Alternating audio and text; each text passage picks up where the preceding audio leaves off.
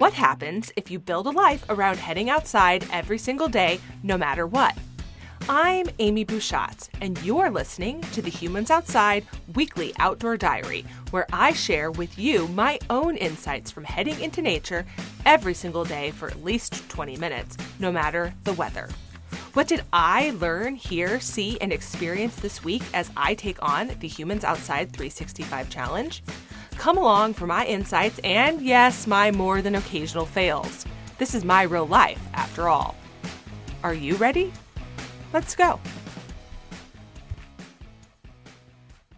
It sounds crazy even saying it, but we all know it's real life. I have felt too busy to go outside. The reasons are simple but plentiful. My family schedule is crazy. I have to cook dinner. I've been training for some running, and the running paths are just sheer ice, so I've been on the treadmill. Work is nuts. I picked up an exciting freelance assignment that's taken all my extra time. Those are just a few of the many, many reasons I could give you. But the truth is that even as the weather has gotten significantly nicer here in Alaska over the last several weeks, I have gotten significantly busier with my inside life and have had a harder time than normal getting outside. And that's why making sure I make time to get outside has become so important. It's not just about wanting to get outside every day. It's about making sure it's part of my routine, a part of my day.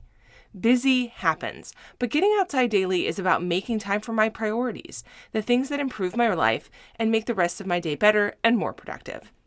Here are a few ways I've personally made time to get outside when things get busy. First, I write it down. I keep a daily to-do list because otherwise I'll forget 1,000 things. And every day I write down getting outside on that list. After more than 1,600 days in a row getting outside, it often does fit perfectly into my day. But during those super busy times, writing it down is still really important. It eliminates the possibility that I won't ever have spent at least a moment considering when it would be best to fit into my day. That's especially important in the winter or when the sun sets early because I do try to get outside in the daylight. In case you're wondering, I don't keep a daily list in order of what I'm doing, just in order of what pops into my brain. I don't organize it into priority or anything else, and it's not digital. There's something about physically writing it down that makes me remember I have to do it. Next, I make a specific plan. I don't always write down that plan, but I do always give a little thought to what I want to do as I'm making that list. If it's something that takes a little driving or has to be done at a specific time so I can make sure it happens, I write that down too.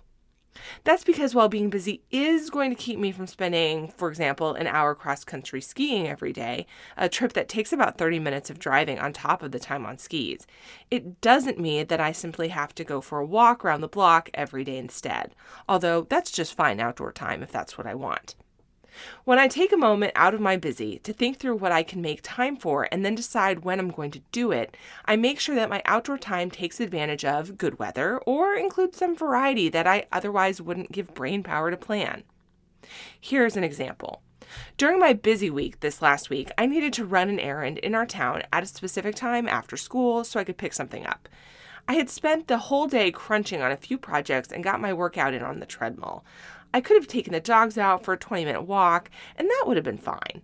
But it had been a while since I'd gone for a walk in our small town. Since we were going to be down there anyway, I made sure we headed out 30 minutes before my appointment, and we strolled around the streets, looking at the mountains, enjoying the sunshine and small town atmosphere, and letting my son play for a few minutes. It was some really nice, intentional variety for the day. Finally, I remember that getting outside is one of the most important things I do every day, and it's not just because I don't want to break my outdoor streak. There's a whole discussion to have around that, the reasons why getting outside is worth fitting into my routine from a daily benefit perspective, but we'll talk about that some other time. For now, I'll just say that I know taking this time for moving meditation, if you will, and intentionality keeps me focused the rest of the day. All work and no play makes for dull humans, as the saying sort of goes. To stay creative in my job, have good ideas, and have the emotional and mental space to take care of my family, I need to take a mental break. And nature, for even those 20 minutes, provides that perfectly. Okay, so those are ways I make sure I have time to get outside during my own busy days. What you're hearing is my version of that intentionality. At its core, the idea is to make sure getting outside is a beneficial part of your day, not an extra stressor or just another thing you have to get done. Being intentional helps me do that, and I hope my tips can help you too. If you want to see some photos of my recent outdoor time, including that walk around cute little Palmer I did before our appointment, you can check out my Facebook and Instagram at Humans Outside, where I post a photo every single day, just like I have been for over 1,600 days in a row. I want to see your outdoor time too, as always, so tag it on Facebook and Instagram with hashtag HumansOutside365. Until next time, we'll see you out there.